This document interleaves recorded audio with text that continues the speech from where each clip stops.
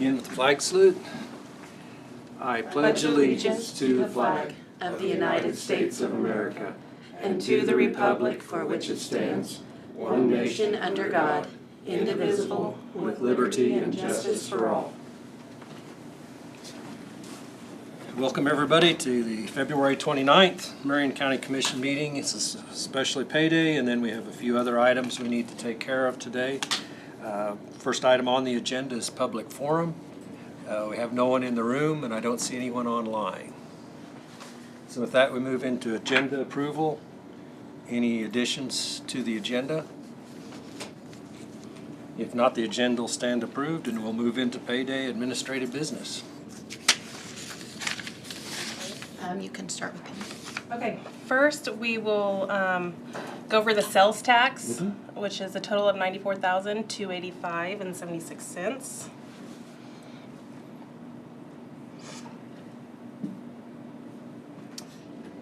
Okay. Any questions on sales tax? Okay, and then payday. Let me see. So, and the grand total payday is $1,726,368.46, which the payroll was $670,857.87. It looks like we have some invoices for Elcon. Any questions on the Elcon invoices? If not, is there a motion to approve? I'd make a motion to approve the Elcon. I'll second it. Okay, motion by Commissioner Dahlke, second by Commissioner Crowfoot to approve Elcon invoices. I believe that's in the amount of $10,500. Yes, correct. Any questions or discussion? For the price of the installation, we get the generator free, right? I already paid for the generator. The generator was bought. Yeah, I know. I just, to get. Year ago. off the cuff. Yeah. Okay. With that, I'm gonna abstain. So. Any other comments? If not, all in favor say aye. Aye. All opposed or abstain? Abstain. Okay. 4 in favor, 1 abstain. Move to Western Associates invoices. Any questions on those? Yeah. Ambulance, are we paying for jackets for, is that all of the volunteers, all the everything? I looked at it and I can't tell you. I believe so. It is volunteers, and that was encumbered money. You all, that invoice came to you before, and it I was just, already- when I was just questioning the number of the jackets. but yes, it includes I volunteers. figured it must have been volunteers. Chuck came, said what he needed and for what. I can't remember all the details right now, but I remember we approved. On our weekly meeting the other day, he did say that, he did mention about that we were buying jackets for the volunteers. So I feel fairly confident that does include them. Good question. Any other questions? What is there a motion to approve? Make that motion to approve for $7,382.42 to Western Associates. Very good. A motion by Commissioner Dahlke, second by Commissioner Gehring. Any other questions or discussion? If not, all in favor say aye. Aye. All opposed or abstained? Well, I abstained. so 4 in favor and 1 abstain. All right, let's move into regular payday. We need to have, oh, sorry, go ahead. Questions on the full payday? I'd ask Tina about the panic buttons. Oh, yes. I noticed we paid for a few, but I guess that's all in process. Good. Give us, where are we with that? I mean, that, like we saw a bunch of them on there, but are we gonna see So another all are we gonna see another $5,000 here next I think month? we have all the physical components now, so, and as far as what's the progress of the project, we think that's gonna be live next week. Okay. So, the wiring has been, done. I think there's maybe one wire left to pull in the building, and then, everything will be activated, and we should be good to go. It's a good project. I guess maybe we all need to know before we start what kind of a general ballpark we're gonna be in, so we can expect it. That's all I had to say. Other questions? On page 15, our rent to St. Luke, did that change? I thought it was a lower amount this month than when we moved. Well, it's split out. There's a portion of it for health department, a portion of it for WIC, a portion of, there's still a Just portion. those two. Just those two? Oh, that's right, they took back the Health and WIC. emergency. So I'm thinking it used to be listed as one item. It's always been split between the two, but Okay. that's something that I can look into to see if it was a different number, but it's always been the same. Other questions? If not, is there a motion to approve? So Commissioner Becker is the motion, and second by Commissioner Gehring to approve payday grand total $1,726,368.46. Other discussion or questions? All in favor say aye. Aye. All opposed say nay. Motion carried 5-0.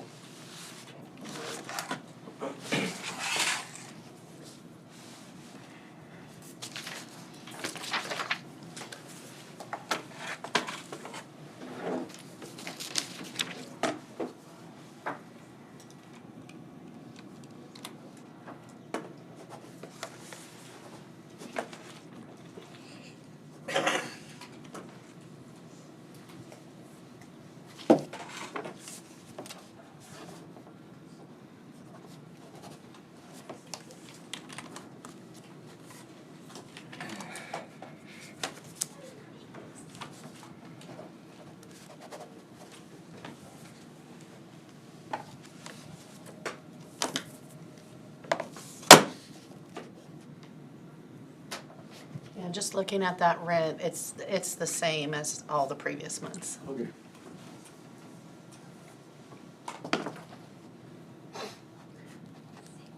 It did go down in June, like, Right number in your head. well, it did go down, last summer or They fall took- when emergency management's, they took some space back. Yeah, they took some space back, yes. So that's when it went down. The first time we paid this lower amount was in November of '23.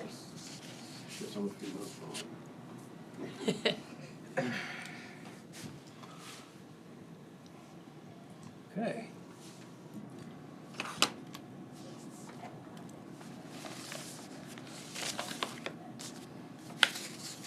Okay. You had all received the inventory, and so now today is the day, the deadline to approve that inventory. And so that's typically done by a motion and a vote of the commission. Commission has had a chance to review the inventory lists, had a chance to do any inspections if you desired. Do you have any questions on the inventory lists? If not, is there a motion to approve the inventory schedule for the Marion County Departments as of December 31st, 2023? So motion. Motion by Commissioner Gehring, is there a second? Second. Second by Commissioner Becker. Other questions or discussion? If not, all in favor say aye. Aye. All opposed say nay. Motion carried 5-0.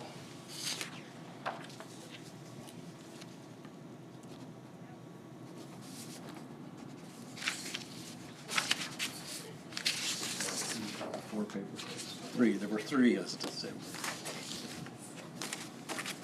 You should have kept that.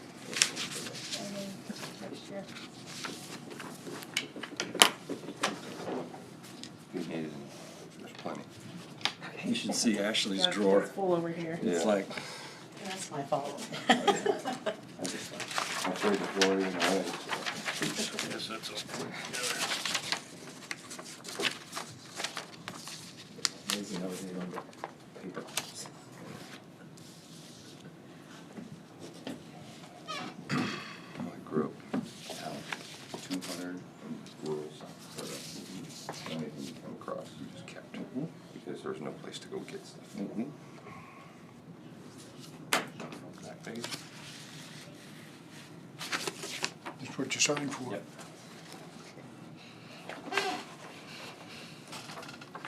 All right, what do we have next? if you go to the very end, okay. So there's the outside agency review. That's just what we have record of who's on which boards.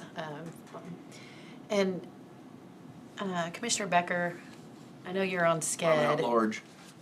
Okay, so that, Jennifer was having trouble getting that answer from them as far as, but I knew you were on it, so. I don't know that we need to do anything right now, but usually we review those at the beginning of every year, so. Was there anyone that had a desire to change? Or are you pretty well settled into your? I think my term is coming up on mid-cap, I believe. June of this year. Yeah, I think June of this year, yes.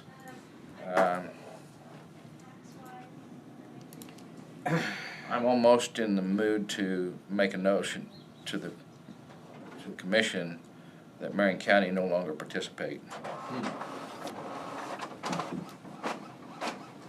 I'm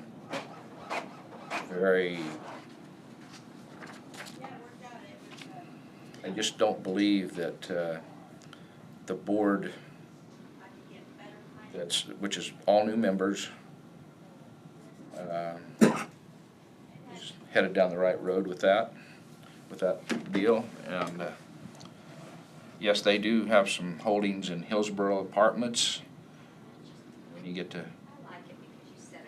looking at that, it's not the best interest of mid-cap, not the best use of government money.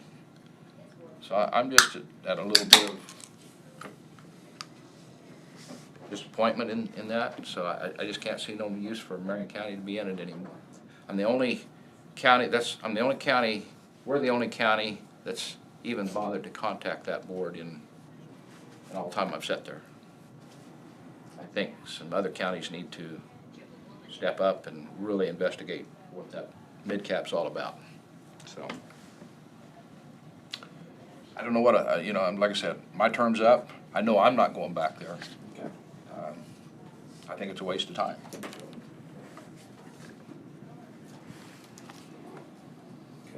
You're willing to finish out your term? Yeah, I'll finish out my term. Okay. Well, then we either need to reevaluate or find another. Yeah, sort of a heads up, just where we're headed. How many counties is it? Huh? How many counties? 19. Oh, okay, quite a few. And seems to be worried about the bigger counties. Smaller counties don't seem to make any difference. Well, that'll give commissioners some time to investigate or ask questions. Yeah. If you want to visit with Commissioner Dalkey about it Yes. further. When it comes to SCED, I think there's been a lot of reorganization in that, and I think it'd be wise maybe if we invited Bill Lamp, he's interim executive director, to come visit with us, just kind of tell them what's going on. There's some good things going on now. They went through a really tough time with the last two executive directors. But I think they're starting to get their footing again and have some good programs. And I just think it probably need to have Bill come back up and Okay. give us kind of overview on SCED. Yeah. Okay. It's probably been over a year now. Okay. Do you want to coordinate with him? Either that or I no one can, Nick can call him, tell him to schedule, doesn't matter. That's a good idea, to get a refresher on what's there. And it's good to hear there's improvements. Yeah. Yes. They've got some really good programs, some that's really beneficial to this county, especially the weatherization program. So need to keep that on the forefront. Any other comments on outside committees? I will mention on the North Central Kansas Regional Juvenile Detention Board, which is a long acronym. I think I mentioned 3 or 4 months ago there were some issues with a board member. The assistant director kind of stepped up and took control of the conversations and concerns, and now everything's smoothed back out. The personalities seem to have got their questions answered, back to operating. They're doing an excellent job. It's a very important resource, and it's a difficult job. Takes the right people. It's been many years since I've toured the facility, Dave. Probably I need to take a tour back again to see the improvements since I've seen it, and it's been 18 years since I've seen it. So. They'd be happy to do that. The programs, at the state have shifted around. Yeah. We did do some extensive looking at possibly doing an expansion project in the old Saline County Jail. But once we got the architect numbers back, it didn't happen. Yeah. But it was explored. Yeah. Because there's definitely a need, Yeah, probably neat. but it didn't. How many counties are involved there now? You had to ask me that. I think there's 12 12? ballpark. 10 and 12. It's north, so we're the very south. South end? Goes to the Nebraska line. Okay. It's in Junction City, but that's on the east end. It includes Saline. Okay. So, I knew there was a bunch, I forgot how many, yeah. so Gary and Riley and Saline County make up by far the biggest portion of it. Then Dickinson County and Marion, and then there's a group of us less populated to north. Morris County is in. Got a good director and a good operation. Okay, anything else? If not, thanks for that update. Okay, so then the next thing that I have on the administrative is just some upcoming special meetings. So the GMP, guaranteed maximum price for the health department building is due by the end of the day on Monday, March 4th from Nelson Fowles. And so there's a 9 o'clock on March 7th is the time that we were going to try to review that. And so also at that day and time, they're going to want approval to order the building. So I believe we might need to have a special commission meeting on that day at so March 7th at 9 o'clock, so that you can all hear that review of that GMP, and then also take action to authorize the purchase of the metal building, or to determine what supplier we're using. So that. If it happened to come in over our price, are we back to square A? Start over, or we start cutting? And, I mean, we need to be ready. I don't know what the price is gonna be. I've been told that they think it's gonna come in under their. I'm just asking. I guess that the board's gonna have to decide where to cut back. I think that the contractor was asked to come up with also, if there is something that's making us go over, to bring potential items to cut as part of that discussion. Good deal. So, and then youth leadership program. I don't know what time we want to do that. We're going to be doing the final session is going to be in Marion on March 21st. And so we're going to have a focus on some of the different leaders in government roles. So we would like to have a meeting with the commission and invite potentially the mayor of Marion and maybe some other types of people that serve civically. And so we would like to schedule a special meeting on March 21st. It'll be sometime in the morning, but I don't know yet the time. Is that doable for the board? So That'd be the that's morning or after? Thursday. It'll be in the morning, wouldn't it be in the? Should work. That'd be probably similar to what we did with. Yes, but it'll probably be,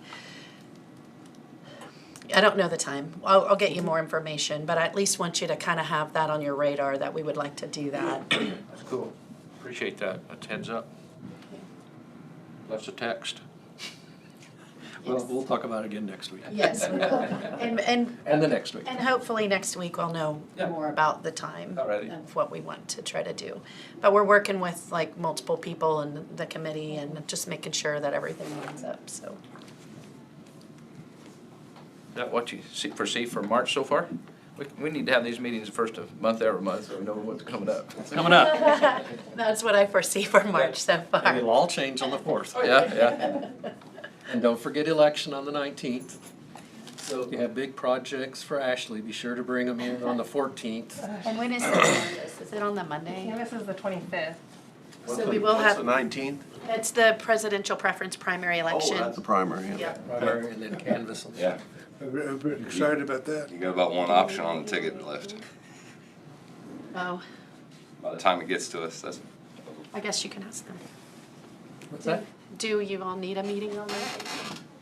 that's what I was gonna say. I think normally we forego that right before an election because of the, Just get everything spread out all over, right? well, yeah, and it's just courteous, a little bit for her to try to make sure she can get her job done. Yes. Is that a consensus to, at this point, there's nothing urgent on there that can't Yeah, be done. okay. You know, the week of the 4th, there's a couple things that we really do need to get taken care of. There's a lot that'll be There's actually happening a on that day, so. Okay, so let's plan on not meeting on the 18th.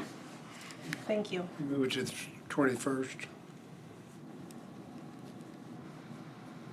Yeah, we don't, Your leadership thing.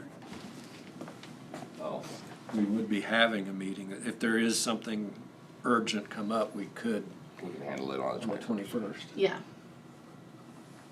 I'm just gonna pencil in the special meeting, Yes. but I don't know the time yet. Yep.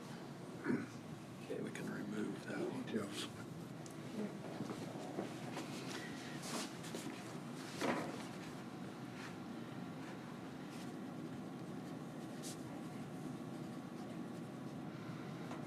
All right.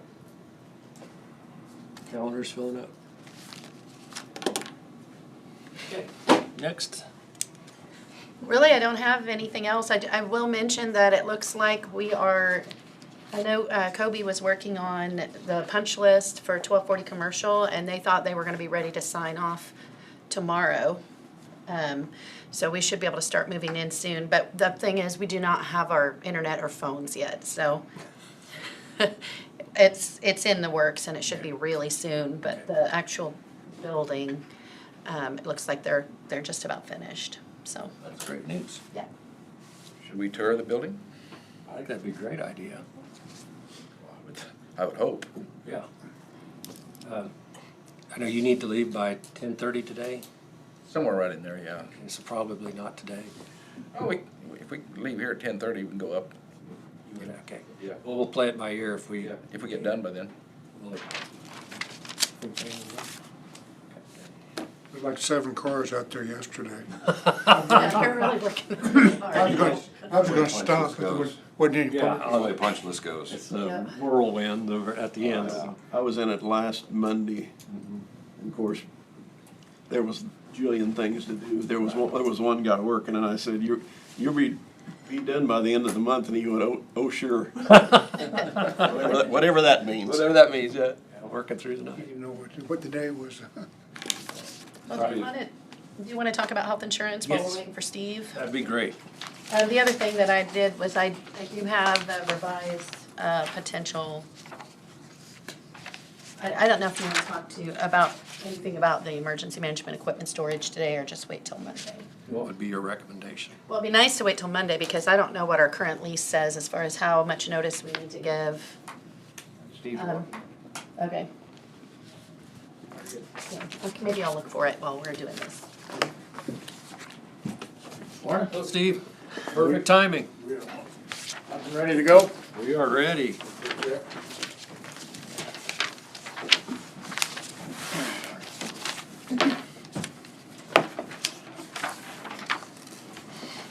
Here's something that I gave to the board that you probably didn't have, that was in our packet.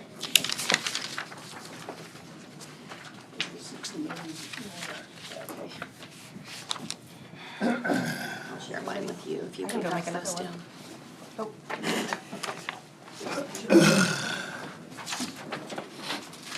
these were in there. I already have them.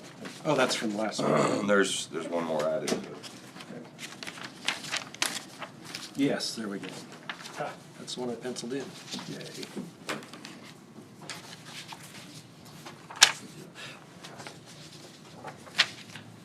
Where would you like to start? Well, we can go ahead and start with our proposed overlays. Okay. Blacktop overlays are. You guys have already received some information. Yep. And we did add 3/4 of a mile on that. That's on Quail Creek between 350th and 360th. Again, these overlays is just a flat 2-inch overlay, and there's no work as far as approaches, intersection radiuses, or anything like that. It's just a flat, straight shot as far as that 186,000 per mile quote. You know, that's considered right in the ballpark figure. Again, there's other variables that could change that price, whether higher or lower, depending on how much they gotta take the material. If they gotta load up one place and go clear across the county and do it in another place, yeah, there might be a different cost. But we could also possibly divide these up. Instead of having one contractor do them all, we can go out individually and do different bids for different areas, ones you guys suggest that you'd like to have done. So just kind of open up for suggestions. I will tell you this, the Canada Road, last year when we did the base work on, we didn't do any base work on it last year. But we did do some base work on the East Tampa Road. I went back up there yesterday and did another assessment on it, and 11 more areas has developed over the wintertime as far as base work structure goes. So before, if we do decide to get the 2-inch overlay on that particular portion of roads, then we'll have to do some base work prior to that. Most of those were again in that 2-mile stretch, weren't they? Well, no, not actually. These were There on the was east. 2 of them between Limestone and Mustang, Okay. 2 of them by the railroad tracks. There was 2 developed there. 3 or 4 between Nighthawk and Mustang, and then 3 or 4 between Mustang and Old Mill, and then from Old Mill from Pawnee to Quail Creek, a couple more developed there. These are just spots that's showing stress as far as the base work goes. Also as well, not just the East Tampa Road, but I don't know, Randy, if you've noticed it or not, on Nighthawk, just north of where Ernie Gray used to live, there's a spot developing there too. Well, guess I've been so happy with it, I've just been driving over it because I really haven't seen it. So I mean, I haven't noticed it yet, but when the snow was on, I was driving that road quite a bit. And Right. the snow was on the road, so maybe I didn't see it. No, I haven't, that one there is very noticeable, but I haven't Just seen what's wrong. drove down 5 miles an hour and checked out every inch of it. But anyway, I'm sure that that's not the only one. Yeah. So guys, that's something to consider. I mean, do we put blacktop on a road that is very questionable base work? I hate to have come in there this midsummer, put in 2 inches of asphalt, and then next fall we're digging through brand new asphalt to do base work. Right. Steve, are we on 3rd year now or 2nd year from This would be the 3rd year from Third year. when that was completed. when that was reground? I've always got in the back of my mind is how good a job did we get? I mean, I'm just we didn't know, but time tells you a story, and I'm wondering if our story is being told now with what Steve's telling us. Water was sitting within 6 months on most of it, and then now the rumble on it, it's just like cobblestone. That is really bad. Yeah, but So I am pretty pleased that we didn't go ahead and go with the microsurface. Yes, that that was would have been a scheduled for last disaster. year, because then we would have been wasting our money on that again, so. What are your recommendations on base? You're not gonna like what I have to say, but, well, it you starts. gotta start from the bottom up, guys. Yes, I agree. And I would say what we should do, what should have been done in the past, and that's another concrete restabilization, except instead of going half of their recommendation, go to the full depth reclamation and leave the material on the road. Don't remove it off the road. That whole thing would be different. And I propose that for the East Tampa Road and also as well as the Canada Road. I mean, we can sit there and kind of bandage, put base work in here and there, but even the ones that we dug out last year on the East Tampa Road, they're expanding. Yes. And it's a common history in the past is that once you start opening up and doing a swag, it always continues to grow no matter what you do. Would you do the concrete stabilization the full 5 miles? Yes. It would be beneficial to do something instead like we did Olney Road. 'Cause Olney's holding up to where we could put a cap on it. Think about this, guys. Think about the process that went through. They didn't bring no rock in. They just ground up what was there, put a little stuff with it, put it back down. Now we're having trouble. Well, not only that too, but you gotta realize that they built it up, but And then then they ground came it. in and shaved it off. Shaved it off and didn't shave it off enough to even make a smooth road. Right. I think we need to really look at, Steve's number one says a base. Well, usually when you build a base in Marion County, what I've seen, they usually have to bring rock in and stabilize the rock and build a base. Now, you take a look at what, and I don't remember when the Tampa Road was done underneath that, but we, the county, built the road from Tampa West. And built the base, put the rock in, did it, and then we put overlaid with blacktop, what, 6 inches or 6 inches? And another good example too that's been a good success was the Roxbury Road, which has several different springs in it on the hills especially, and that road is for, I mean, we did the full depth reclamation on that, got it done, put the 2-inch overlay on it, and it has held up for a great deal of times. In fact, it's very minimal. We've done a chip seal, and we've done a little bit of blade patching on a little bit of separation, but that road's, it was done correctly for the base up. Yes, and it had some serious issues with the springs. How much concrete do we have left in our pile at Lincolnville that's crushed or usable? Or do we still have some up at Lost Springs corner that's ours yet? We're calling that the Burdick stockpile. Burdick stockpile. Yeah, there is, in fact, we've hardly ever touched that right at this time.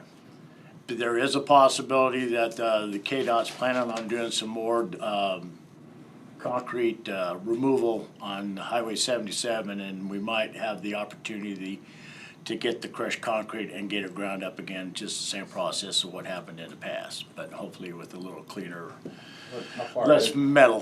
How far is that, Dave, from Tampa, the East Tampa Road? About 8 miles. 8 miles. I'm just wondering if we go down and build a base east of Tampa and use concrete or something, I think I'd rather spend money that away and get you a base. And especially since the feedlots, we know what kind of traffic the feedlot's gonna be doing. Is there anything else new up there that I don't know about? That's the main one. Is I it? mean, there's a tremendous amount of weight coming in, going out. Feed coming in, cattle going out. You know what amazes me though, too, though, limestone by the ball fields and so forth going up to the, I don't see any problems with it so far. Slower traffic though, It could be. slower traffic. But that and west of Tampa, that gets all the semi-traffic Right. and farm traffic. There's no question that road we've done right. That has held up incredibly well.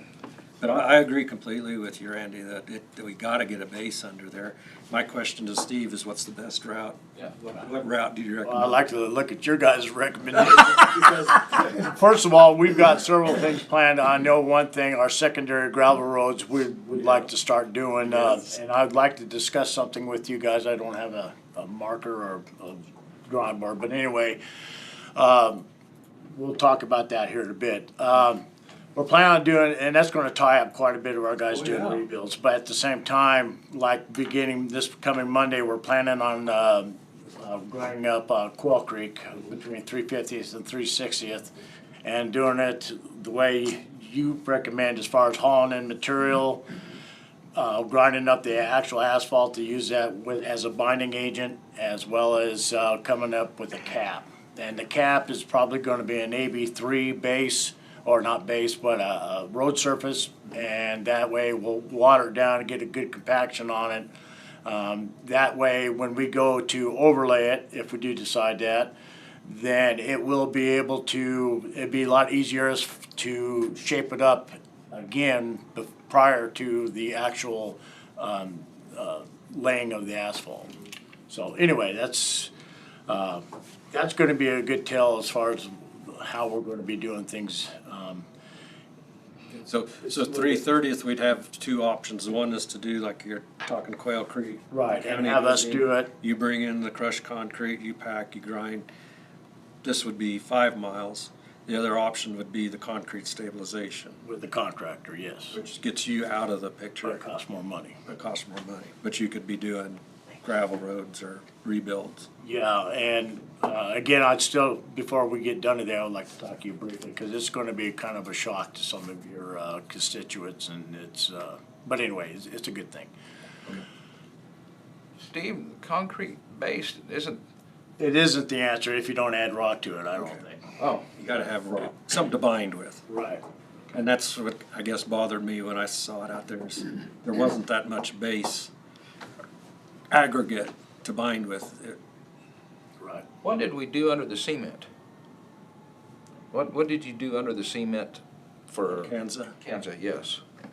Did we build a base underneath there? Yes, they took it down, they took it down, put a base rock underneath it, and they didn't put the concrete on top of that. So yes, they didn't apply the concrete on top of gumbo or Right, whatever you wanna call it. That's, Not building a bridge. I didn't get a chance to watch it all, and I did see it, and I thought that there was a concrete, or rock base or something built underneath of it. Yeah, definitely. But I didn't know, when you say the concrete slurry, that's what we did on Nighthawk, and Looked like Steve said, we didn't go with the it didn't have full. no rock, but, yeah, okay. We went full depth, but we cut back on, The mix. based on the recommendations that we could get by with. Right. We took that and ran with it, so we ran with a little less concrete mix in it. And then that's, And then with us taking the later, or the, I'm not gonna say the cheap way of doing things, but the less expensive way of doing things. That's correct, there you go, less expensive. By doing that, and then on top of the contractor that applied it and did the operation, actually coming in and shaving more of it off, even made it less than what was proposed. Because you showed us the pictures. Yeah. So, That was disappointing. I know, guys, it just sickens me when I go up there and look at those roads that like that. I mean, we shouldn't even have to be dealing with this kind of stuff, and it's so much involved with doing a project like that, I'm just giving you my recommendation, and I'm not an engineer by no means, but I got a lot of experience, and I Right. know what's happening. I study that road quite often, so. So doing your recommendation on the county doing it, to bringing in the crushed concrete, rebuilding the base, 5 miles, how long would that take? County doing it? Yeah. with the BOMAG. I mean, or were you talking about contracting that out? Well, that's the question I'm gonna ask you guys. Oh, okay. How about your recommend, where do you wanna spend the money? I mean, it's gonna tie us up for quite a long time. I could give you a better answer when we do this small project on Quail Creek for Guessing it, 3/4 of a mile. well, say half a mile is 2 weeks, so 4 weeks per mile, or? Yeah, I'm just estimating 2 weeks on that. We'll probably get it ground up in one day. But then we'll start applying everything and all that. 2 weeks is really, it ought to be done within close to a week, depending on weather naturally. What are you talking about, just grinding it? Well, we're gonna grind it, and then, the material that we grind, we're gonna windrow it off to the side, import rock, crushed concrete first. Take the crushed concrete, lay it out, pound it in there, and then the millings and everything, and then bring another layer of crushed concrete and mixing it with the millings. So there's gonna be a base of crushed concrete, a base of the road surface asphalt mix with crushed concrete, and then on top of that, it's gonna be another layer of AB3 as your road surface, your That'll And then after that would be an overlay, if that's what you guys decide. Well, give me an answer to this question then. How would I go about finding out from, would I have to hire an engineer? Would I have to put it up for just a temporary, just a bid to see what 5 miles would cost see who would bid on it, see what kind of price? I mean, so we knew which way to jump. Okay, I understand that. Couldn't we go back in history and find out how much it cost us to already have it done? Because it's already been done once. Unfortunately, we probably didn't spend as much money as we should have. But that would give us a starting point as far as how much it could potentially cost us if we do a concrete, rejuvenation on that. And a lot of times you can get an engineer to just give you an estimate per mile too. That's not a binding. Yeah. I mean, how many miles did we do when we did that Nighthawk and 330th total? Because that was all billed together. 13 down here and 18 miles or something. I think Nighthawk was 12 to 13, and then we did 2 miles, 60th. And then 5, so it's a Five total over. of 20. 20, somewhere up in. Total of 20. Then the Canada Road, Yeah. that stretch there too. That was 3/4 mile, so, yeah. Yeah, I was figuring 13 total. Yeah. There, and then 2, 15, and then 5 up there. I think it was 20, Steve, Yeah. what we did for whatever cost that was, but I just, That crushed concrete up at Burdick, that still has a lot of metal in it, doesn't it? It's actually, that particular pile is a little bit cleaner versus what was at Lincolnville. That's the first thing we hear about. But also, I don't know if they have it all sold, but Hillsboro's selling theirs. Yeah. I don't know what they're charging for But it. Ken, Not get anymore, so. as far as that material, using it in the base, it's not gonna be the scenario like the Alney Road, for instance. We put the crushed concrete down and then we capped it off with the gray rock. It's not, the material, the crushed concrete isn't gonna work its way up, or I should say, it's not gonna be graded down to the metal. This material that we'll be putting on the crushed concrete, even though it does contain metal, will be covered with a surface rock and then also the blacktop, so it'll never show, the metal will never come back and show its teeth. It'd really be a good place to put it. Right. I think Tina has a number for it. If we did actually do 20 miles, then, so the total project that we paid just to the contractor, not for like the geotech and all that, was 3.3 million. So that's if it's 20 miles, that's 165,000 a mile. So, I mean, What, the process you're talking about, is that what you guys did on the Alney Road? Cause I keep bringing it up, but I'm impressed with that just right. product over there. You guys did it. So, yeah, I mean, we did grind the road up and we will be doing something different up there, and that is, instead of grinding it up, have it ground up, having it laying there, and then bringing importing rock and putting it on top of what we ground up, and then trying to pound it into the base. under and, That's why we're gonna leave a windrow of the material and bring that layer in and then kind of loft it, take bits and pieces of the windrow and loft it with the material, so we don't have to take the time to pound it down into the, you gonna use any chemical? no. Yeah. Does the chemical provide any watershed, Well, capability? now, as far as what you're talking about, you're talking about the finished product now, or mixing it with the base work, the chemical? Mixing it with base work, stabilize it. I think if you have enough rock in there, you don't need the chemicals, and that chemical is pretty doggone expensive. Okay, I just, And the crushed concrete, it should almost have a little bit of binding in it, to some degree. We rented that Bomag for Alney Road. it's a good thing too. I do wanna let you know, we are renting it out, and they're pretty proud of it. It's $7,000 a day. But that engine that blew. But, Yeah. but if an engine blows, I'm glad they're paying for it. Yeah. My scenario, to me, Steve, to help time frame, we got other work to do in the summer, we got a lot of things to do, would be we still have a tractor and a roller packer. Any modern day road that's built, you see a vibrator compactor, and and stuff like that, that's metal. I mean, it's built for the job.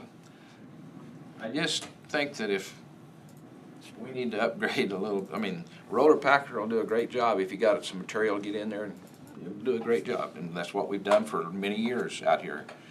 Because I can think of other blacktop roads right now that's covered and done that way.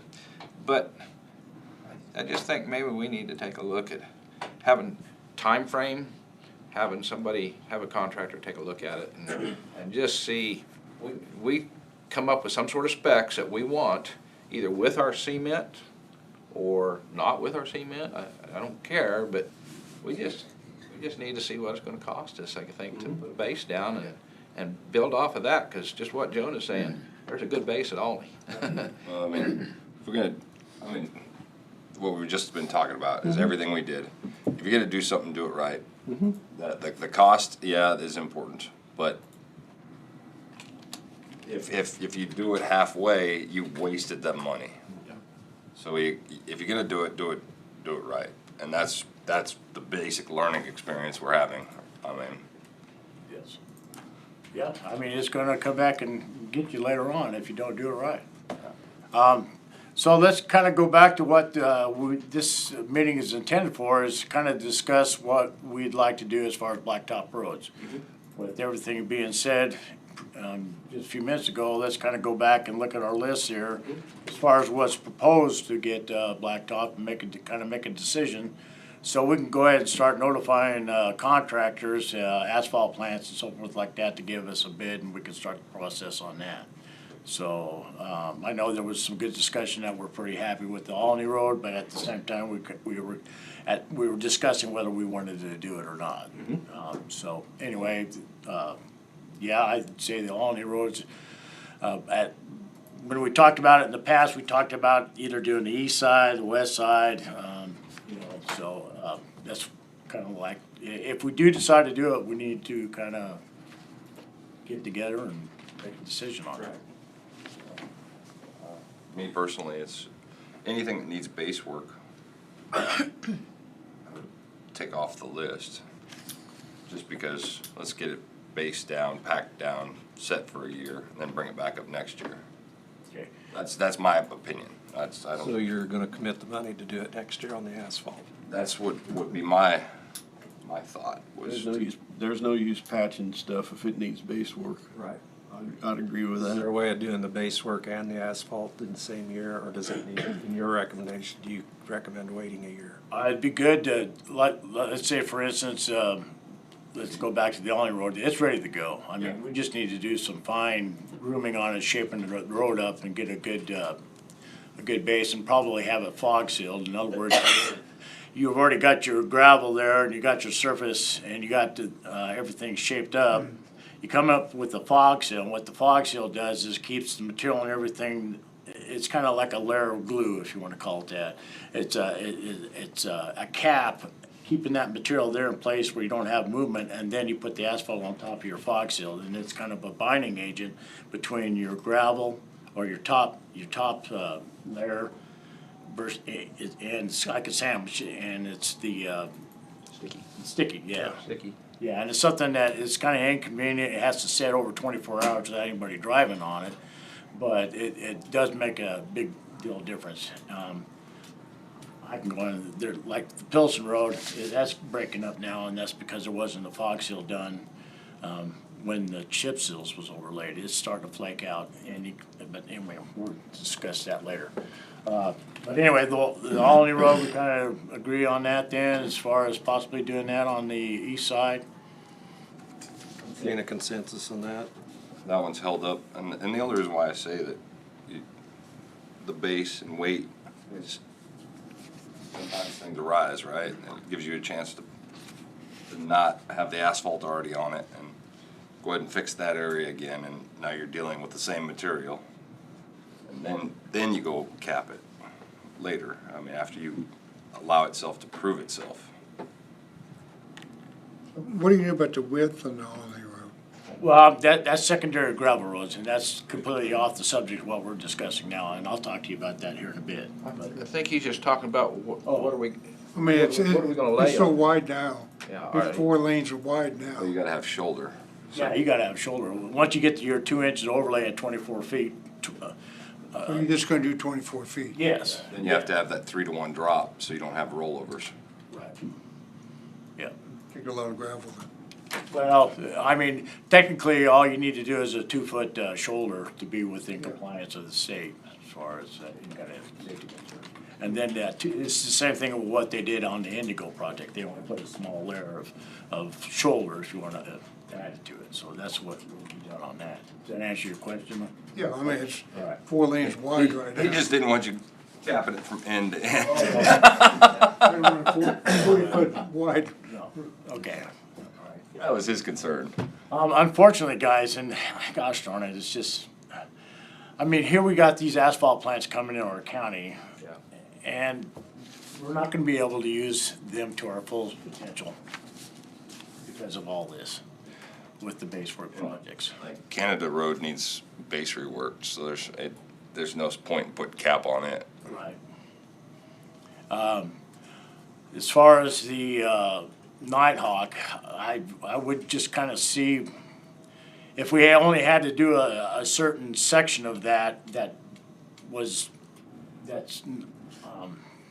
how would I say, the base work needs redone. We can just do a section of it as far as the base work goes and see how the future brings for the rest of it, instead of committing to 20 miles of full depth reclamation on the whole thing. You know what I'm saying on that? Yeah, I don't, I'm not ready to jump in and tear the whole Nighthawk up until we see something really start to develop, We need to go a year with rock patches. or something. Yeah, you've been there, you've experienced Yeah, it. you need know to what go the through that, rock patches right? are. Yeah. About 25 of them to dodge around for a year. Yeah. That's the way They are getting really upset. that's the way the Olney Road was. Yeah. Yeah. It was, you were dodging potholes and taking on traffic. Yeah, and that's kind of like the same thing with this Quail Creek project. We got to the point to where, yeah, we could put some blade patch over it, but it isn't gonna hold, it's just a waste of money. Yeah. So that's why we just decided to go from the bottom up and start over. Quail Creek, that 350, 360th, is that what Yes. you're talking about? Is that the Ramona Road? Yes. Yeah. It's the first mile. First mile out of Ramona? Yeah, it's worse than East Tampa. It's completely. Well, if we can get that done, if that's what it needs. I And, think and one thing too, guys, that I've noticed, the blade patching that we have been doing in the past, very few repeats have showed up. Even when we come in there and do a quick chip seal over the top of it, well, I tell you what, I mean, our success rate is pretty doggone good, guys. I mean, we average maybe 1 per mile as far as something breaking back out. So that's telling me that these roads some of the roads do have a good base on it. All we have to do is just put, Make sure they stay sealed. yeah, and it's not really considered a Band-Aid, because what we're doing is building a structure, and it's, the Minnow Road, the Gossel Road, those are good examples. Those have been there for almost 4 years now that we did that, and I do see a couple swags developing, but you know what, overall, it's in good. Probably right next to trees, So that's telling us that we're doing something right anyway, so, where the shade stays on it. yeah. The sun hits the other part, so you get expansion and contraction, 2 different volumes. Start getting cracking. Okay, so would there be a chance of capping Quail Creek this year? Yes. Okay. Yeah. So we've got Olney Road and Quail Creek 350th to 360th. Is it the general consensus to blacktop on the road? I'm just asking. I don't know I what. asked that question and that's. I don't know whether double chip sealed, I'm just asking. I know they want something, and I mean, we have laid blacktop to other churches and other things like that in the county. The one he just mentioned is, I don't know, it's 90th over there to the first church east of 15th. Tabor Church. Tabor Church, yeah. I'm just asking. I don't know what, if it's gonna cost me 300,000 to double chip seal those 3 miles, well then I'm ready to go to the other. But I don't know what the cost of double chip seal would be. Yeah, my recommendation is just do a 2-inch overlay. The chip seal comes after you have I asphalt. mean, you can go up there again on the East Tampa Road, and see what a double chip seal did there and what it did through, it's already, there's a lot of surface abrasion already happening on the East Tampa Road already, just due to the fact it was only a double chip seal. And I'm sure that might start happening out here on Nighthawk too, along the edges, so, anyway. that Sorry, would can be- I ask a stupid question? So when you said the Olney Road, the east side, what, 3 miles, what is that? What, from where to where? From Sunflower to, Sunflower to Olney. Pawnee. Thank you. Oh, it didn't say, does it? Good catch. Yeah, the west would be Pawnee to Nighthawk. Only 2 miles. Now, there's some things on the list here as far as roads that could use blacktop and we could take advantage of it. That does have a good base structure. One of them would be the Wheeler Road, be 140th from Sunflower to Highway 77. That would be a good candidate for an overlay. There's a few places there that we'd have to do minor base work to, but overall it's in good condition. As far as down south,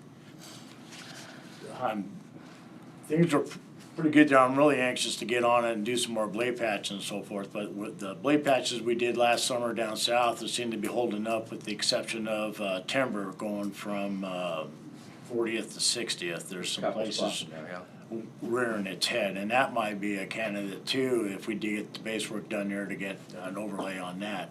And that would also tie into from 40th going to the county line, that was blacktopped at one time on timber. From the county line north to 40th. Was County blacktop. line north to 40th, yes. Right, that was blacktop, but this would tie in from 40th to 60th, That so we're was- getting that blacktop. That was done 4 years ago, and then there's been a blacktop chip seal on top of Right. that, yeah. Yes, Just recently. south of Watchorn Corner. Yes. Yes. 2 miles south, and South then, and then head over to Burns. well, from the Burns Road south to the county lines, Yeah. what he's talking about. Right. And then timber from 40th to 60 would be the first 2 miles, yeah. Right. But you just did a bunch of chip seal on the old mill south of Peabody last year. I'm not chip Not seal. chip seal, blade patch. Blade patching. That's another, I don't know if it's a candidate even. I don't know. Just, I've drove it, but I haven't looked at what all of our blade patching's doing to it on it. Yeah, I was down and I haven't noticed anything, no repeats. At the, from Burns to Peabody. Yes.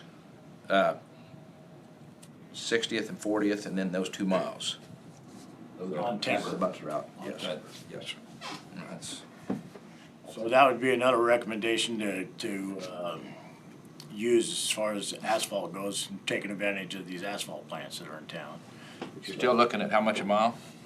185. 86,000. 186,000?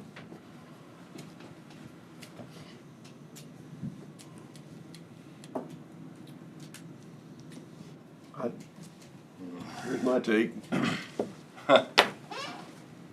We got a certain bucket of money here. We can sit here and argue all day, tonight, tomorrow, which needs to be done. Take that bucket of money, Steve, pick what you need to get done and do it. That's our job. His job is to figure out which is time critical and which is the priority, because we're gonna have priorities every year. Yeah, which one's ready to do? Which one is, well, it's no different than, I mean, yeah, I get it, but it's no different than people coming up and wanting to put their own rock on a road. He's still gotta go out and evaluate whether it's shaped, whether it's ready. Because he doesn't, twofold, we don't want him putting rock on that we're gonna have to push off. And then it saves the constituent from not having a good product if they're willing to spend the money. And back to your suggestions, real good, Kent. Only, we've changed so many things up north, and we got 290th, we've got different things going on. You know, we saw it in the notes what all we did, but that was with a promise of an ex-engineer. And first of all, I want to make sure that the 290th from Lincolnville's coming back how far? That's a project that's already, we're starting. 4 miles, 4.5. Remington. Remington, yeah, 4.5, okay. So let's look at that bucket of money, take it out, see what kind of bucket of money we got to play with here. Well, and that's what Tina has those numbers for us. But we're changing the scope of what we was even thinking about doing. Right. Then too. All right, to try to get things on track, I'm gonna go back where Steve started, and that's base work.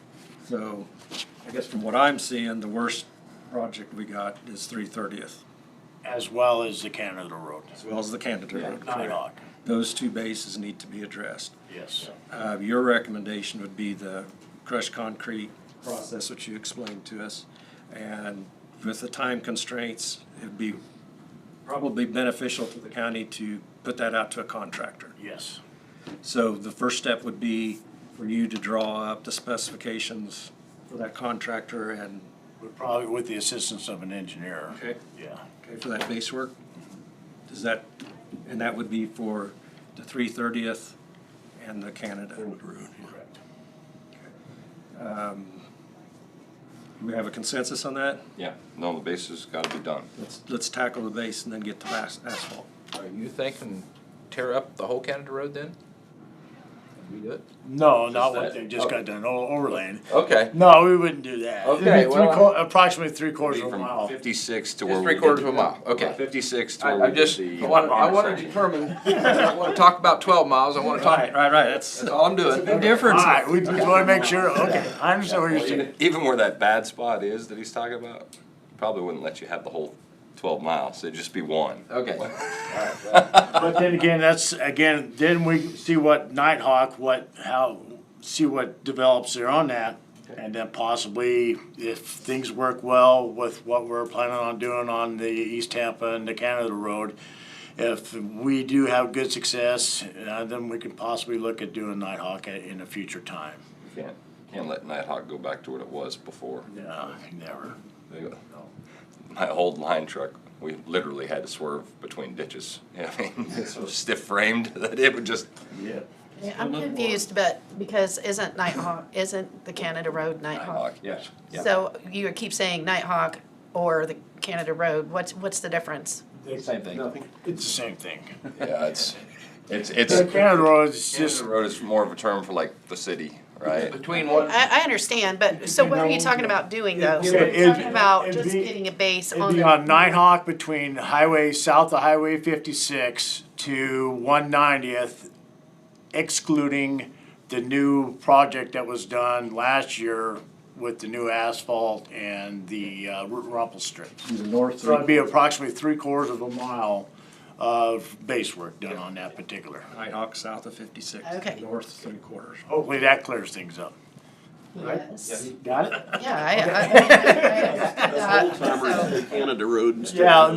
Yeah. It's like say East Tampa. Well, and that's fine, it's just, All road or the. Yeah. it was confusing because you were kept going back and forth, like you were gonna do something different on, Nighthawk versus Canada. yeah, but That they're, makes sense. Well, you just brought Okay, up. so, two different miles. Okay, bring it back. sorry about that, my fault. Is there any value in looking at the concrete stabilization, or are you confident just to go with this process? I think I'd rather go with Steve's recommendation. The stabilization, it held up on 13 Mile Road south of Hillsborough for now. But we also asked for that section to be done and then 3 inches of asphalt instead of 2 to try to just hold that. So that's not a fair comparison to the rest of this. We didn't spend that kind of money on the rest of these, so. okay, so we're weighing towards putting crushed concrete in it.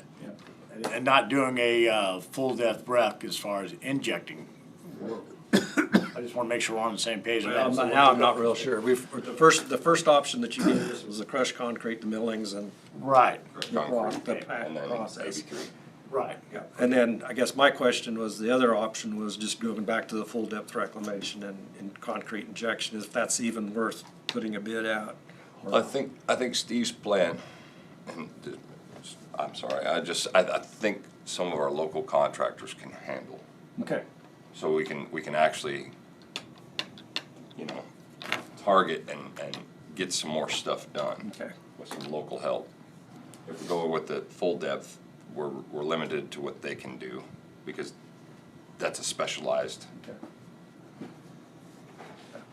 All right. So you're just talking about doing Steve's process on the 3/4 of a mile. And on 3/30th from For 5 miles. Limestone to. Okay, so, So it's a total of 5 3/4 mile.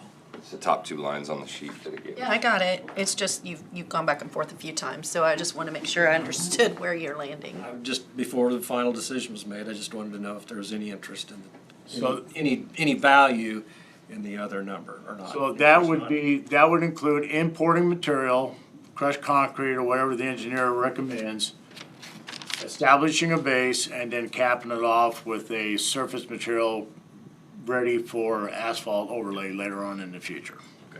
And what, I like what Steve just said. I don't know whether it's gonna be more expensive for us or somebody to haul the concrete to the project or bring material from the quarry in. Cause you said whatever they recommend just then. Right. And if they recommended rock, I guess that's what we bring in.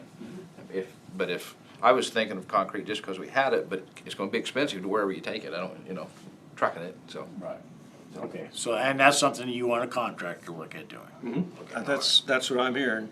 And I Thank you think for that's that, your just the fact that recommendation. we ain't gonna have the time. You don't have the time. So, All right. unfortunately. Since this is a big enough item, I'm gonna ask for a motion. I can follow Steve's recommendation. Tina has the specifics of the roads. I think we're all on the same page, the 3/4 and the 5 miles The base work, to do that base work. I would make that motion that we A motion by Commissioner Gearing, is there a second? Second by Commissioner Becker. Further questions, discussion? Not all in favor, say aye. Aye. All opposed, say nay. Motion carried 5-0. We'll get the, Okay, we got that resolved. yeah. Now let's take advantage of these asphalt plants Yes. here. Second thing on the item. Right. I kind of made recommendations of a couple places for, doing it. Alney Road we discussed that a little bit. And also the Quail Creek project, we've discussed that. There hasn't been any really guaranteed decision. Also, do we include the 140th Wheeler Road? And also, do we include the timber between 40th and 60th? How many miles is that 140th? Just to That'd be 140th. That would Sunflower be 77. Wagon, Highway 77 to Wagon Well, I think. Let me look Say up. 3, maybe? I don't know if it's 3 or not. Randy keeps turning his head looking for that Yeah, map. I'm looking for that map. No, I'm sorry. We gotta get that dude up here somewhere. No, but we have that. We gotta have, Hang on, he's got a little one right here. we gotta have that digital one that we can just pop up there. It's our old map. We got the one in the back here, you can cheat. About 3 1/4 miles, cause there's a little stretch going to Highway 77, so it'll be 3 miles. And it's 1, 2, 3, So yeah, that would flow right into Alney Road, right on out to 77. yes. And it does get a lot of truck traffic. Yeah, I go down a quarter bit. Except for the 2 curves right there. It's pretty good, pretty That's good on road. timber.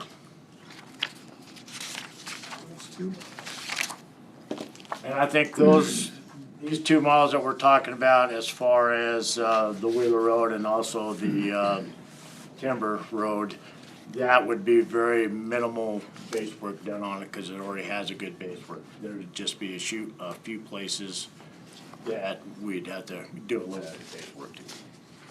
It wouldn't be as involved as what we've done in the past up on the East Happer Road. So 140th was 3 miles, 3 1/4. 3 1/4, and Timber was 2 miles. 2 miles. Yeah, can you do quick math on that? Adding 5 1/4 miles, 186. About a million. About $1 million. Yeah, that's right. Just a nice round. 976.5. 976.5. Then add the Quail Creek, the 139.5, and Alney, 558. That is 1.674. 1,674,000. That's for the full project. Based on the, So it's Alney at 77. Yep, the bottom 2 plus 140th and Timber. 140 and 10. Which is total of 9 miles, if I'm adding that right. times- Oh, yeah. Yeah. Should be 6 3/4. Nope. What? It's 9. Where you at?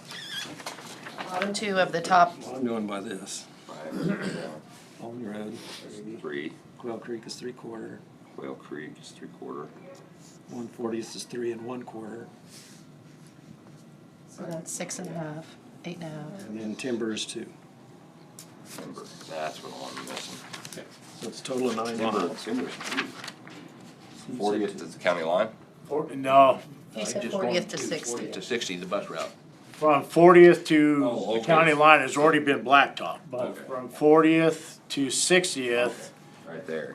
that stretch of road is wearing its teeth and it's not holding up Yep. very well compared to our last year's blade patch.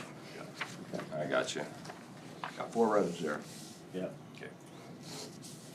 And I think that's something that's reasonably worked well with our budget as far as not going gangbusters and getting, doing all these roads and.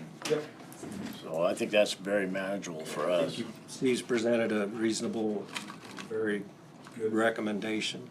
Any other questions? We all understand what's. On some of that blade patch, some of those blade patch roads, is there gonna be any ditch work done? I'm just looking here at that stretch on Pawnee. That doesn't hardly have a ditch at all anymore, does it? Where you talking about the Pawnee what? Over there on the east side of the reservoir. He's talking in here. We're looking at Oh, asphalt. you mean as far as blade patching? Yeah. Okay, whoa, yeah. Yeah, we're- I mean, we're talking blacktop, no, not blade patching. I'm looking at the maps. Okay, yeah, well, that's something I'd like to talk to you too, what our plans are as far as blade patching How goes. about we cover that when we get into blade patch? Yeah, there we go. Let's stay on the asphalt. So finishing up on the 4 recommendations. Are we good to go with a motion on that for 2-inch asphalt overlay? Yeah. Where you at? On what road? Okay. The what we've just been talking about the last 15 minutes. Yep. Alney Road, 3 miles. Okay. 558,000. Quail Creek, 350th to 360th, 3/4 mile, 139.5. 140th, 3 1/4 mile. Timber, 2 miles. It's a total of 9 miles. Total of 1.674 million. If we got the money and it don't come in over that. I mean, can't say we got a buck of money. Quail Creek. Is there a motion to proceed with the recommendation? I'd make a motion to proceed with the recommendation of 1.7 maximum spend for those 4 projects that we just described. Is there a second? Second. Second by Commissioner Gearing. Discussion? All those in favor say aye. Aye. All opposed say nay. Motion carried 5-0.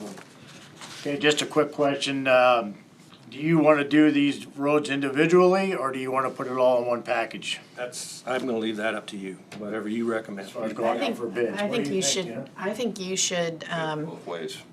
I think you should do them as alternates, like one big thing that just, that you send to everybody, but then they can bid as many or as few as they want. They can bid the whole thing, or they can bid one. And, also in that, put, see if there's a discounted amount if they do them all. Cause like we'd be dividing the Alney Road up in 140th, even though they're on the opposite sides of Sunflower. If I was a contractor looking at that and we were doing it separately, I would say, well, here, Oh, yeah. right next to Right, it. so I think we do Three. them as, all as alternates, like where you, Work with Tina on that. Okay, all right, I just wanna make sure. Yep. Okay. Move equipment very far. Okay. I think we're ready to move on to blade patching. Okay, here we Get go. some of the questions that, Ken has brought up. Yep. On, blade patching on the Pawnee, that's leading up into, going into 240th there, it'd be north of 230th by the Strasburg Cemetery, is that what you're talking about? I mean, Drainage it goes? seems like there's a stretch in there that's just hardly any ditch in anymore. Of course, I know going all the way up to 290th, it's an issue, but, I mean, just in that blade patch area, Okay. I'm just looking at it visually, I don't know how well it's working. Okay, that's something that I would like to get with you guys about, and that goes back to our secondary roads as far as my planning goes, as far as numbering roads. That'll probably answer your question then when we discuss that, okay? As far as blade patching goes, even though we say 52 miles, that's 52 miles of the roads we're looking at doing. That doesn't say that we're gonna be doing 52 miles of solid blade patching. 1 mile might have one spot, 1 mile might have the other spot. I have been in contact with APAC, where we do receive our blade patch material from, and I quoted a tonnage or the amount for this year, which is gonna be a third of the amount that we used last year. So we'll be able to save a little bit of money on that, and especially that's around $86 or $96 a ton for blade patch material. So we're gonna be doing from 14,000 to only 9,000 this year proposed. Again, it all varies a little bit as far as the road conditions, but, and then also now that we're looking at doing the Wheeler Road, we want to include that as far as blade patching too. But this will include north of Highway 56 on Nighthawk going up to those houses. That does include that. A little bit of work in the city of Peabody, a small stretch there. Also includes 290th, the West Durham Road all the way to Diamond, around the county lake. Let's see, what else is it? The Strasburg Road going up to 230th, that includes that as well. The main thing is Kansas, from 290th all the way down to 140th. We have not blade patched that in a couple of years, and we're putting more hand patch material on that than we are actually blade patch material, so it needs to be addressed, so. Anyway, that, just to kind of give you the heads up on that, what we're planning on doing. Is there anything that kind of really jumps out at you that we're not looking at possibly doing?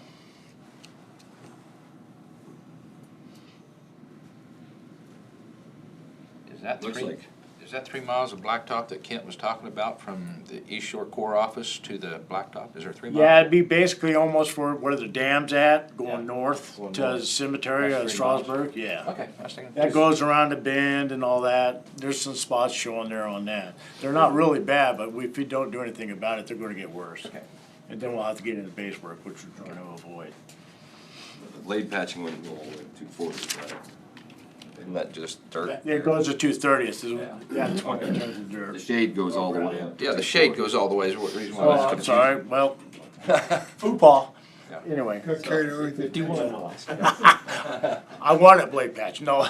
Yeah, yeah, good luck with that. What Kent was saying, that first mile doesn't have no ditches, and if you, what you're saying, you're wanting to reshape that. Yeah, and I'll get into that here in a second too. Okay, yes. Because I want you guys to wear some, because I'm sure you're gonna get some feedback. Anyway, then let's talk about chip seal a little bit here. Basically, chip seal is gonna be every road that we're blade patching on. So basically what we just discussed, the roads that we're gonna be blade patching are the roads that we're gonna be chip sealing. So there really shouldn't be much questions on that. It worked real good last year. With the exception of north of the, Highway 56 going to those houses, I don't think we're gonna chip seal that. Unless you guys recommend me or tell me to do different. I don't think it really needs it, but anyway.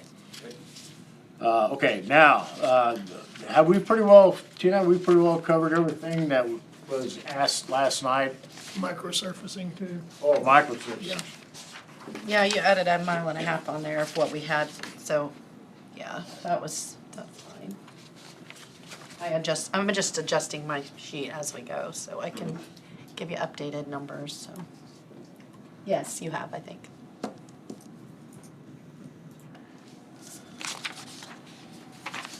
Oh, okay, that's from. Because we had 17 miles left over on the Okay, contract. the only thing that's gonna change on that, on 330th from Holly to Quail Creek is gonna be excluding the miles, the East Tampa Road. It'll include the West Tampa Road, but it won't include the East Tampa Road as far as microservicing.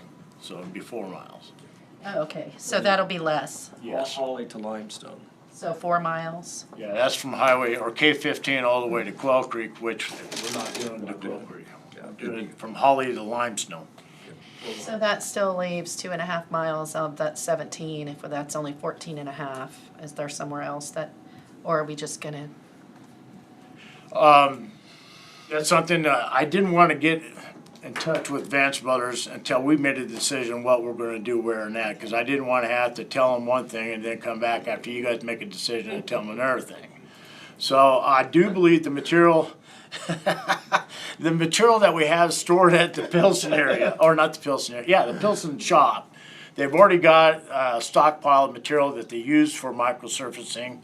At the time, we were talking about adding 4 miles, which would be the West Tampa Road. And they, at the time, did not supply enough material to take that. So there's not gonna be, with us taking off miles of microsurfacing, is not gonna affect them as far as having to import or decrease the amount. In other words, the material that's there now will be enough just to do that project. So it shouldn't affect them other than not doing as many miles as what they had scheduled. And I think they can work with us a little bit because of what happened last year with them getting off to a late start, so. Right. Okay, So just, we're gonna cut that, shave that back, you said, to how many 14 total? and a half. 14.5. Yeah. 13 and a half miles, lane patching, got shade patch, 6 miles. Correct, because we're paving some of that. Yeah, microstructure, so we're 14.5. All right. okay. On to the secondary roads, so we'll touch base a little bit. We have in the past, when we go out and rebuild a road, a gravel road now, we're talking a secondary gravel road, whether it's a major gravel road or it's just one road going to a person's house, or even rocking a new road where a house is being built or something like that. What we have done in the past is we've pulled our ditches, brought all the material, established the ditches, and brought all the material to the road, brought in rock, put the rock on top of the material, which is the base rock, which is usually anywhere from 2 inches to 3 inches clean.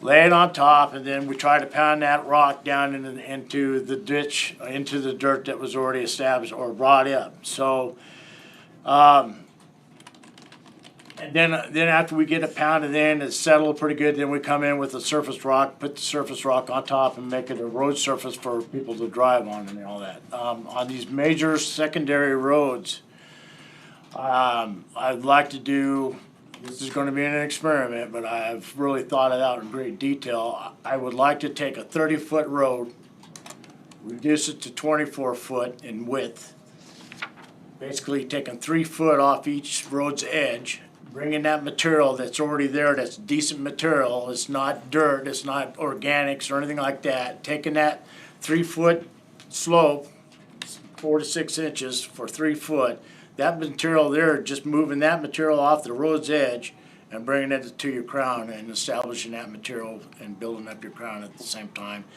as well as narrowing your road to 24 feet, because most of our blacktop roads are only 24 foot. Also too, as far as once we get the road established, it's gonna help us cut back on the amount of times we have to drive or maintain that road. Also, we're not gonna be applying as much as rock when we do need to maintenance the road. We'll be using a third less material.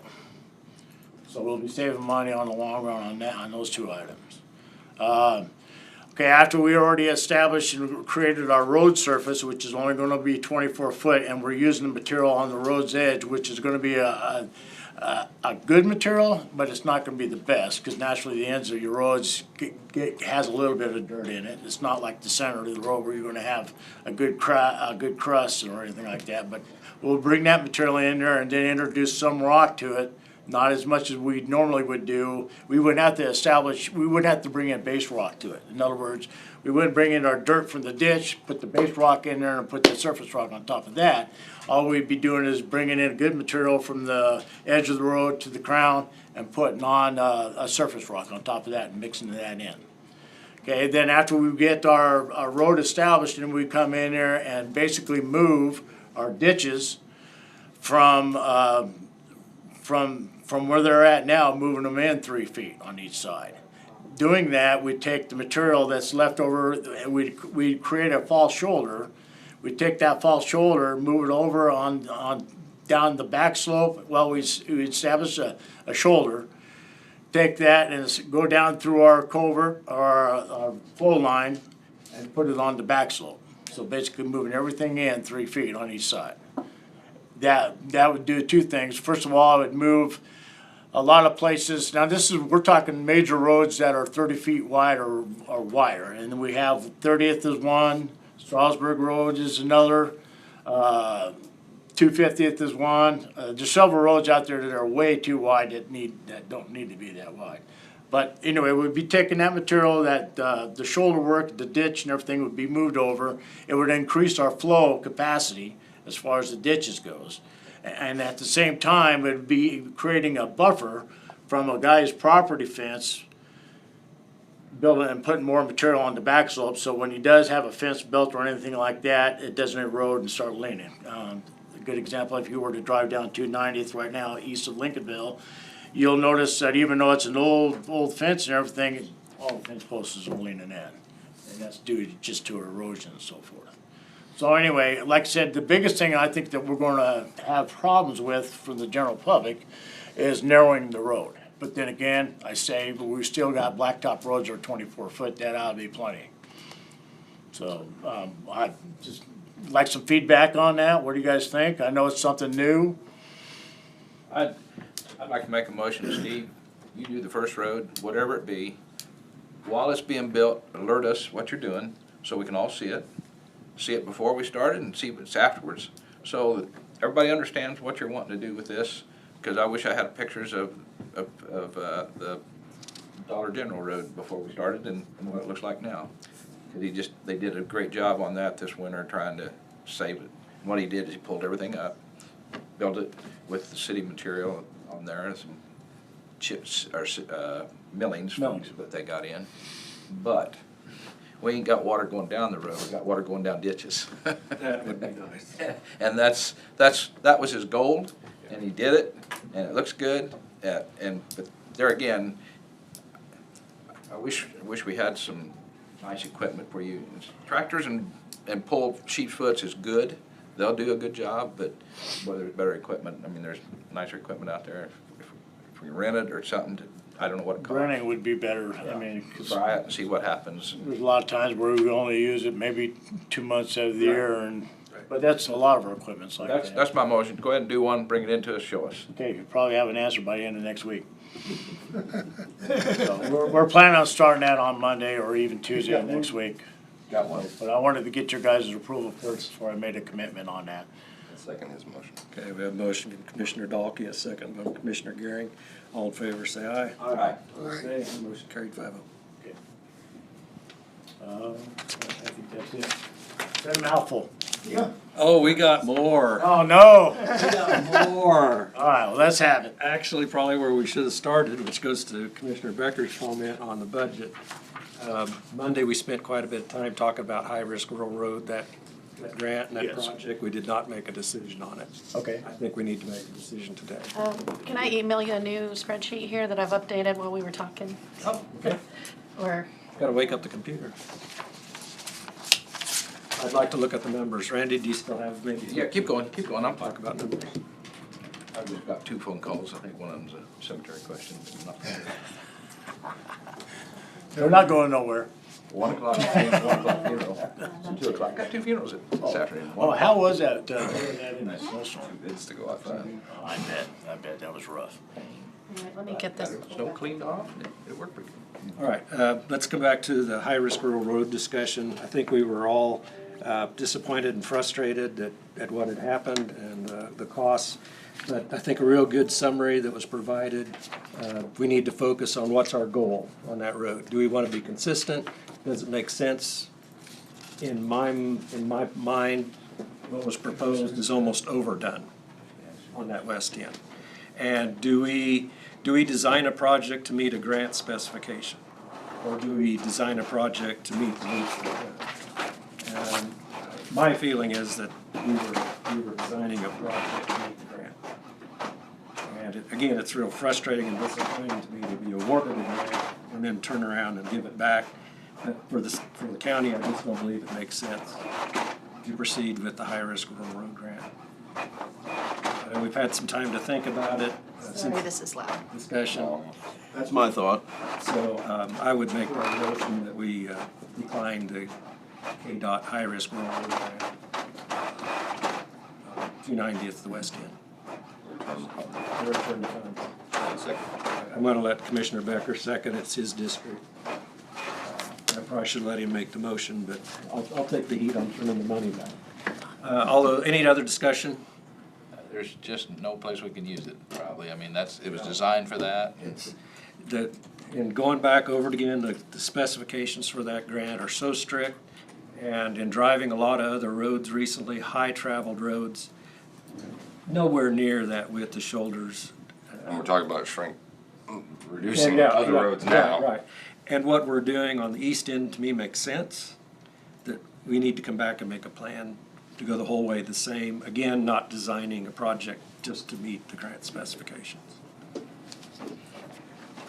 So I'll call the question. All in favor, say aye. Aye. Aye. All opposed, nay. Motion carried 5-0. We'll return that money back. Obviously, again, disappointed about it, but it just doesn't fit. We found out information we didn't know when we applied. I'm not sure that program fits anything that we're doing at this point. No, the requirements are just too much. Administration. Yeah. Nobody wants it administered. And we've heard that from a couple of engineers, not just one. There's just too many strings attached. The other thing was the middle section, and I think we took action to proceed with the cost share on that 290th in the middle, correct? Right. From 290. to Remington. Aaron is redoing cost share and sending it back in. So we don't need any action on that. We're proceeding with that, with the hope of getting it into this year's funding, which then will go into the numbers I think Tina has sent us. Okay, those were the two things I wanted to clarify, so now let's look at the new numbers. I've got new numbers now. New Sorry, I numbers? should have waited, I guess. So we canceled this. Well, just roughly looking at the sheet that Tina gave us, if we take the high-risk roads out, We're back in budget. that brings me back up to 3 million. No, because you've got to put the projects that you just approved, Right, the asphalt. Right, well, that's what I'm taking this out first and then add the others back in. So is that on your new sheet? Yeah, just one page. Just one page, it's kind of small print, sorry, but otherwise we'll have a lot. Got our payments all made for 24 and money for 25. Well, no, because this is just what you talked about today, so it's I not, know, but I'm just saying, we gotta have money for them. right, I know, that's, That's, so what yeah. I can go over what's on the sheet. Thank you. okay, yes. Okay, so the current balance, we start at the very top, and the current balance in the capital improvement fund is listed. We have budgeted to transfer in $918,763 this year. There is the money that we received from Sunflower Wind, the Sunflower Wind project to reimburse the cost of the road agreement. So that could be, it's just sitting in the wind, that account. It could be transferred into capital improvement here. That's $350,000. So if I look at the $915,000, which is the balance of the 14.5 microsurfacing, the economic development portion, that's our share for 290th. The asphalt projects you just talked about, I put $1 million in there for those two base projects. I don't know if that's high, or I think it probably is, but I don't know what that's gonna come in at for that 5 3/4 miles you guys approved today. That only leaves $570,000 at the end of this year in the capital improvement. typically we put in there we've been putting in about $1 million a year. You can obviously change that at budget time to increase it if you need to.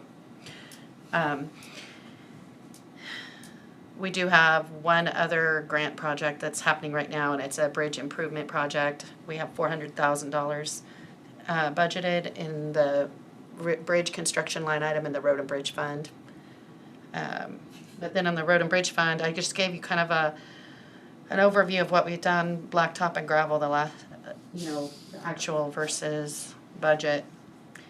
And one thing that typically happens in our budget, we'll go over on blacktop and under on gravel, or vice versa. This depends on where we're focusing. So last year we went over on blacktop and under on gravel. And so that's just kind of an overview.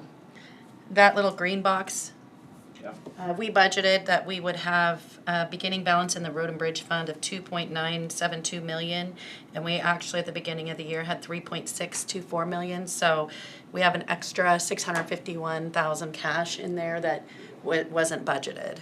So that could help us. The budgeted cash carryover in the Road and Bridge Fund is at the end is $1.556 million. So if we ended up dipping into that a little bit, we could. But down at the bottom, then I've got the proposed blade patch, $864,000, the chip seal, $567,940, and then the blacktop budget for commodities is $1 million, and then we have that road and bridge sales tax of $412,444 that's budgeted, that we usually buy cold mix or blade patch materials with. So that's the resources we have to fund that. And so that's just a real slight deficit of $19,500, which could easily be covered by gravel fund or somewhere else in the, I don't have a problem with that number, that's not bad. But you have to look at, when we're putting a cost share application in, your balance of what's left in capital improvement is it's under 600,000 if we're doing all these this year. And they come in at the cost that we expect.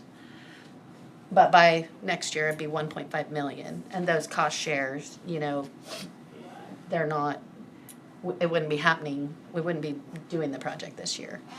We apply for it, we receive the funding, but it wouldn't be bid out and everything until the future budget year.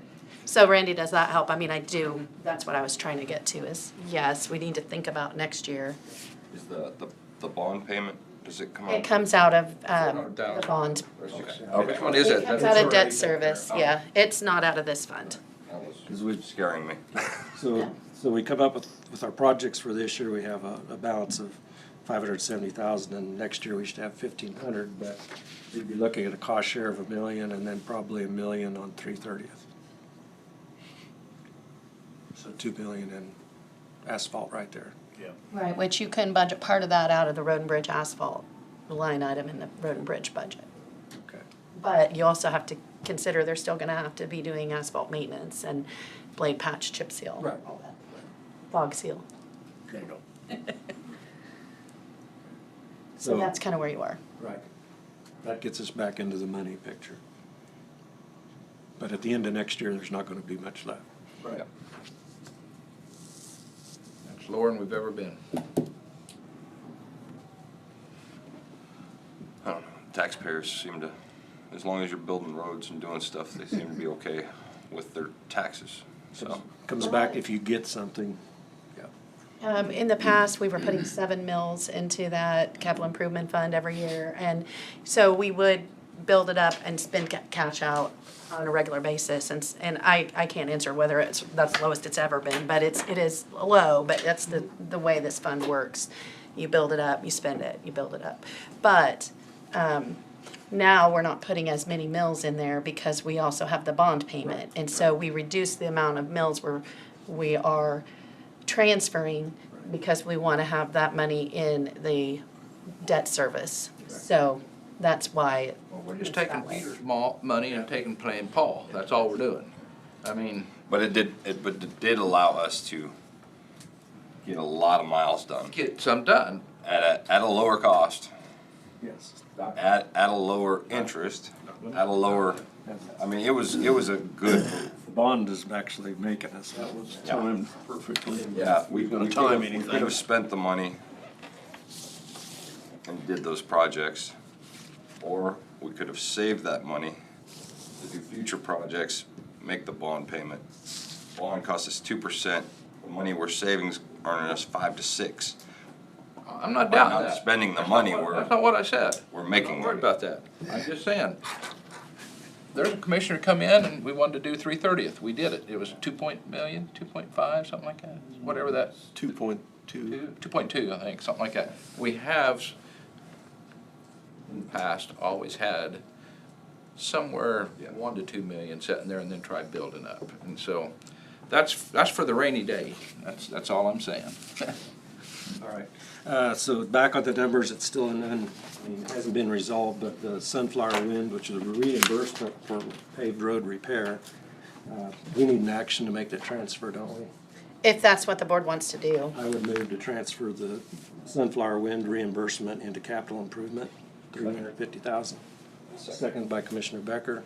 Questions or discussion? I'd say that's a very wise move, because it's put back for sunflower. Sunflower's on this list of things we're gonna do. Well, we already spent the There we money go. on Sunflower. So, all in favor, say aye. Aye. All opposed, nay. Motion carried. We've got that money into capital improvement. What else can we talk about? I don't know. Evaluations are coming. Well, this is more fun than that, isn't it? Yeah. Steve, John, I really appreciate today. I think we made some good progress. I know again, like laying the base, you've given us some background to work up to today. And I think today we made some decisions for the next year, 2 years. So we have a direction to go. And we appreciate your guidance in getting us to this point. Thank you. Anything else for Steve? John? Thanks, guys. Appreciate it. Boy, you got a lot of work to do. John, go find some more money, John. Thanks, guys. Yeah, find the money to replace the ones we sit back. That way, Steve can just keep on going. Gotta keep him busy. Yeah. Yeah, that's not a problem, is it? Thanks, guys. We'll see you later. Okay, did you want to move back to health insurance? Since we're all in an exciting mood. Randy, you still have a few minutes. Yeah, I'm listening. I Go gave ahead. you a sheet there this morning. It's really hard to, I mean, there's no way to really know what the future holds, so I worked on it a really long time, and I just tried to get it onto not give you all my like 20 spreadsheets I did, and just give you a summary here. So basically what you have there, you asked if the county absorbed the increase and kept everybody's contributions the same as they are today dollar-wise. That impact to the county is about $205,500 basically. If we keep everybody at the same percent, then contributing the same percent they are today, and the county contributing the same percent we are today. You can see at the top what the impact is for each plan on each employee level. So, for example, on option one, currently people are paying $66.98 for single. They would pay $75.94, which is an increase of $8.96 a month for a single. That's with the $500 deductible, and that's them paying 7%. So the percents are on the side. That's what they're paying today, and then the dollars are beside that. So, of course, the family plans are impacted. They're going to go up anywhere from $112 to $133 a month for a family plan. And by the time you take the Section 125, that impact of that is lessened a little bit because it's a pre-tax. So that's what that is. And so if we take that, that's about a $28,000 increase over the whole year that the employees would be paying into the $205,000. So then the county's impact is more like $178,000. Do you see that down below? If we take overall, the whole premiums, just as an average, the county pays about 88% of that monthly bill to Blue Cross, and the employees pay about 12%. If we keep the percents the same, then we would keep that 88% and 12%. And so if we go with the highest liability on the self-funding, at what they said, the 1.671 is the maximum risk, or the maximum exposure, the county would be paying the 1.471 of that, and the employees about 200,000. So if you look at that 1.471 number, we did budget 1.5 million for health and life insurance, and our life insurance is a very small amount. So that is within our budget of the employee benefits fund. So I think as far as the cash flow, it just depends on when the claims come in and all that, so I can't really predict that, but we would potentially, so the budget will cover it. It's just a matter of, there might be a time if we have really high claims in a month and the balance is low, we may have to transfer funds in until we have a distribution and transfer it back out. But I don't really think that would happen. So we could go with any of the options they presented. I think that really what you wanted to know is if we can afford to do this, the self-funding, and I think we can. Okay, questions for Tina? First, I want to say thank you. I think those were the exact questions that we had. The numbers you've given us answers those questions. Now we have to make the decision. Okay. So you provided us, I feel, the information we asked for. Holding the employees harmless, or going with the same percentage, and then what the impact is to the county, and if we can have that covered under budget. Now that I see the county's at the 88% Yes. numbers you provide, I'm willing to make the motion to go with self-funding and put down exactly what the bottom of this sheet says and go by that. Is there any impact to administration, though, by going to self-funding? There would Well, be some, wouldn't there? Yes, I mean, anytime you have a change, like we'll have to go, what will change for us will be, instead of a monthly bill of the premiums that we submit at payday, on payday, we'll have a monthly bill for the fixed cost, but then we'll also have a weekly bill, which is for claims. And so we'll have to be looking at that and making sure there's money in that sweep account every week to cover the claims. So it is a shift, but I think it's manageable. So we'll have to set up a separate bank account just for that, because a sweep account, you don't want any other funds in there. You just want what needs to be in there. But you're right, there will be more. Will that be your recommendation? Well, I think it is, because I know that the costs keep going up, and the way that I'm looking at it is we've just come off of a really high claims year, and so the hope would be that the next year would be lower. So that would be a time where the county could potentially save some of the money we would normally pay in an elevated premium that we will never see again, to be able to build some reserves and, Sweep account be an interest-bearing account? no. No We just interest. put in what's supposed to go out. You put it in to sweep out. So I no. don't think banks allow sweep accounts to be interest-bearing. Okay. I'm just looking for another opportunity. I mean, if we're Well, gonna yeah. wind up saving some money by keep putting Yeah, these if deposits. So- you could, you'd make some interest on it. Right. They charge you. Well, the money's kept in the interest-bearing account until it's put into the sweep account. Yeah. Then it goes out. Okay. Okay, we have a motion by Commissioner Gehring to move forward with the self-funding insurance plan. With the sweep account. Is that a second or a question? No, I'd like some discussion before. I need a second, and then we'll have discussion. I'll second that. Second by Commissioner Crowfoot. Why do Discussion. we need a second before we have discussion? That's parliamentary procedure. Yeah. It's just it hasn't been done Robert's properly in the rules. past. Anyway, if we go self-funded, does that lighten any rules on insurance for employees? No. Okay? If if you went this way, is there anything that says we can have a statement that says, and I expect some research on this, is that if we wanted to offer $500 a month as an option and not pay no insurance for an employee? You always just shake your head. Well, because I I hope know you know that, I'm just saying. I want to know because, So what you could do is later on, you could offer a high deductible plan for employees with a health savings account, and the county could contribute to that.